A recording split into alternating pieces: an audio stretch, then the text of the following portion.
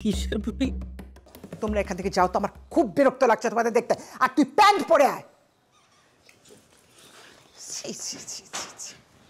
ইসমতারা, আমি তোমাকে কতবার বলছি আম্মা, আমাকে ওই নামে ডাকবা না। ইলিয়ানা বলো।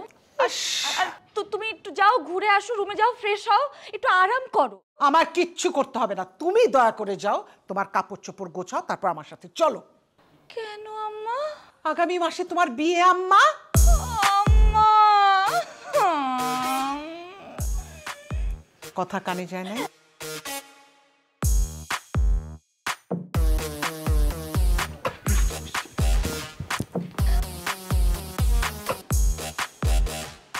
কই যাও।